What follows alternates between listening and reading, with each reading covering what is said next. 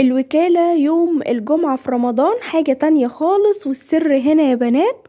النهاردة انا مصورة لكم البلوزات دي ب40 جنيه، لبس العيد بقى، حاجات كده حريمي، قمر قمر قمر. الحاجات دي ب40 جنيه بس. انا كده كنت واقفة عند اول شارع الجلاء التعليمي. صورت لكم في الفيديو اللي فات العنوان بالظبط والعلامات المميزة للعنوان ده عشان تعرفوا توصلوا. فعلا الشارع ده من ارخص الشوارع اللي انا شفتها في الوكالة. على فكرة من ارخص كمان من ممشى اهل مصر اللي هم طالعين بيه السما، ان البلوزات ب120 و130 في المكان ده في السنتر ده. يعني هما كده عملوا ايه؟ يعني ده كده مش توفير خالص. هنا بقى ب40 جنيه البلوزات دي، وحاجات جديدة ومفيش فيها غلطة. وفي كمان مقاسات واسعة يا بنات، وفي مقاسات طويل، يعني بلوزات طويلة. مقاسات واسعة وبلوزات طويلة، كل المقاسات موجودة هنا. انا هنا كنت عند محمد على طول، واقف عند اول شارع جلال التعليمي. هتلاقي البلوزات دي ب40 جنيه. عنده بينزل شغل كل يوم جمعة، روحوا عنده هتلاقوا حاجات جميلة جدا. هتلاقوا تشكيلة كبيرة من البلوزات دي، وحاجات قمر قمر قمر. بصوا ده حاجات كده كشمير حلوة قوي. هنا هتلاقوا ماركات H&M بقى وماكسيوس بلاش وحاجات كتيرة فعلا، بجد خطيرة يعني.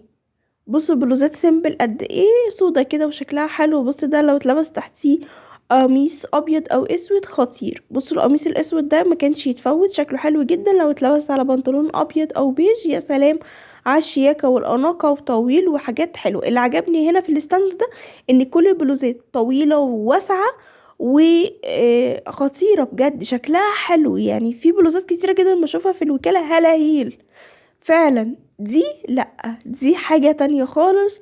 حاجات سامبل وحاجات شكلها حلو جدا، لو جبتيها ونسقتيها مع لبسك هتبقى اخر حلاوة. 40 جنيه بس يا بنات، زي ما انتم شفتم معايا كده.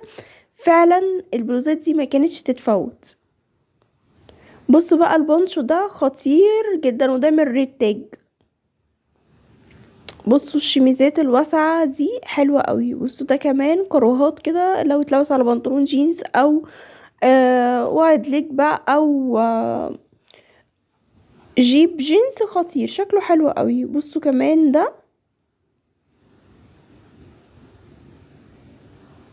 حلو قوي، شيفون كده اسود في احمر، حاجه كده واو يا بنات. بصوا دي كمان شيفونات كده. وبص ده كمان الريد تاج والقمصان الكراهات دي، الحاجات دي ب40 جنيه، فطبعا حاجه يعني ما تتفوتش. وصفت لكم العنوان عشان تعرفوا توصلوا، وفي الفيديو اللي فات، وهوصفه لكم تاني برضو عشان برضو تبقوا عارفين العنوان. انا نزلت من محطة جمال عبد الناصر ناحية شارع 26 يوليو، ونزلت تحت كده الكوبري 6 اكتوبر. عديت الناحية التانية المواصلات والميكروباصات والاتوبيسات اللي انتوا هتشوفوها، وهتلاقوا كده ناحية السور بتاع مستشفى الجلاء التعليمي. هتمشي معاه لليمين، هتلاقوا شارع كده جانبي، وعلى ناصيته فرن اسمه 5 ستارز، معروفة جدا. لو قلت لهم بس فين شارع الجلاء التعليمي هيوصفوا لكم الشارع، مليون حد هيوصف لك الشارع. عديت بقى ستاند بتاع البلوزات الحريمي دي، ورحت هنا للتيشيرتات دي.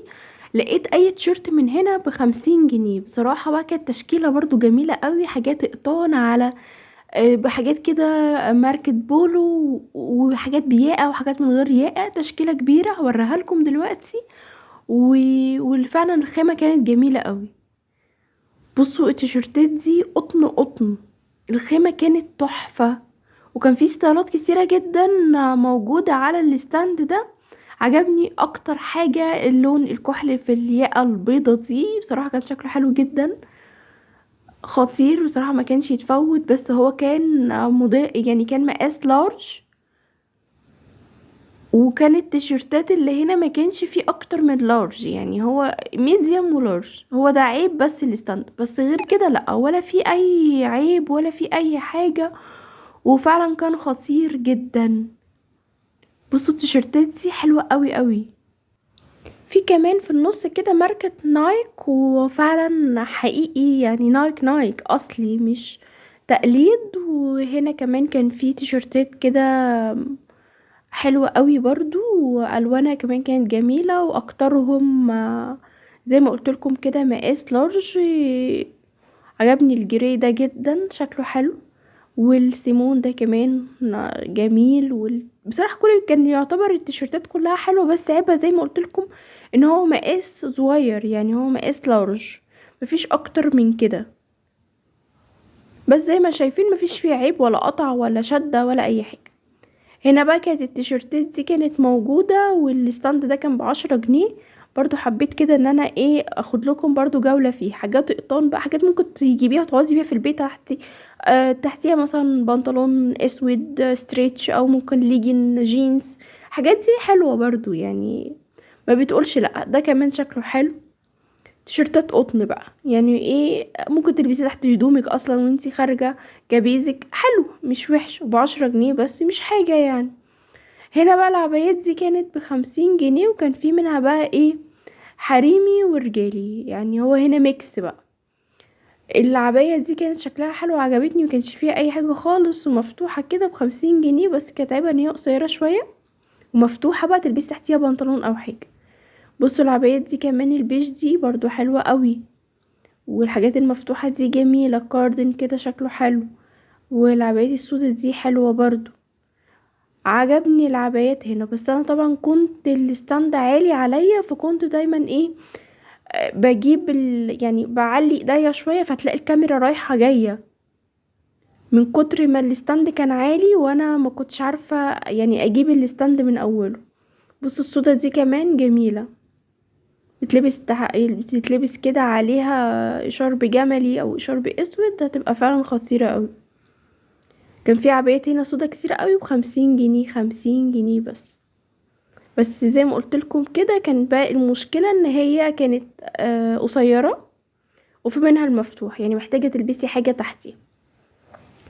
بصوا بقى البناطيل دي برضو كانت حلوة قوي، جينز كده وشكلها حلو، وفي منها كمان اللي هو القماش الواسع ده، طالع موضة قوي القماش الواسع ده برضو جميل. وزي ما قلت لكم كده بقى تشكيلة يا بنات، الاستندات بتبقى تشكيلة كبيرة من البناطيل، العبايات، التيشيرتات، البلوزات، كله على بعضه، وانتي بتنقي بقى. وطبعا زي ما انتوا عارفين ان الاسعار واحدة، مفيش فيها فصال في الوكالة. وزي ما قلت لكم الفيديو اللي فات، خدي شنطة مريحة، البسي شنطة مثلا كروس او شنطة باك على ظهرك، علشان تعرفي تدوري براحتك. وخلي الموبايل والفلوس في جيبك، جيب البنطلون او جيب الجاكيت حاجه كده، عشان تعرفي يعني تدوري براحتك، ومتبقيش شاكه ان حد ممكن يفتح الشنطه بتاعتك وانتي لابساها من ورا او حاجه. خلي بالك الوكاله، حتى البياعين بيحذروا الموضوع ده، خلي بالك ان الوكاله فيها سرقات كتيره جدا. هنا البناطيل دي كانت ب55 جنيه، وكان فيه كام حاجه كده كانت عجباني وشكلها حلو جدا. وهنا البناطيل دي كانت من اول سنه لغايه 13 14 سنه، تخيلوا يعني. ففعلا الحاجات كانت فعلا خطيرة جدا، وشكلها حلو قوي. والحاجات دي لو جبتي بنطلون زي ده وجبتي له مثلا بادي من الحاجات الاوف شولدر او الحاجات الاونلاين دي، هيبقى طقم مقولكيش يعني خطير قد ايه يعني. شياكة واناقة يا بنات. بصوا هنا انا واقفة هنا عند اللي هو السنتر، اللي هو في شارع جلاء التعليم، ده سنتر جديد، هتلاقي كده اسمه سنتر ماركات. هتلاقي بقى حاطين كده صور للH&M وريتج وحاجات، وفعلا معظم البناطيل هنا كنت فعلا لاقياها H&M وب55 جنيه بس، حاجة كده لا تذكر يعني. الفساتين دي برضو كانت ب55 جنيه، وكانت في منها حاجات حلوة وفي منها حاجات اوفر. بصوا H&M يا بنات، ماركات اهي، دي حاجات اصلية. بصوا ده كمان الاحمر ده خطير، شكله حلو، قمة في الشياكة والاناقة. لو انتوا وصلتوا معايا لغايه هنا، ما تنسوش يا بنات تعملوا لي لايك واشتراك في القناه وفعلوا الجرس عشان يوصلكم كل جديد. وما تنسوش ان اللايك بتاعكم ده هو اللي بيرفع لي الفيديو، وبيخلي عدد كبير من البنات يشوفوا الفيديو ويستفادوا. بصوا بقى الحاجات التيشيرتات اللي هي السودا دي حلوه برضو. هنا بقى ميكس زي ما قلت لكم، فساتين على تيشيرتات على بناطيل على كل حاجه انت عايزاها هتلاقيها. احلى مكان فعلا في لبس الاطفالي هنا. بصوا ده كمان شكله حلو جدا. هنا كمان في برضو فساتين 13 14 سنة برضو موجودة، ممكن بقى تجيبيها وممكن تلبسي بقى عليها كده بلورو ولا حاجة حلوة قوي.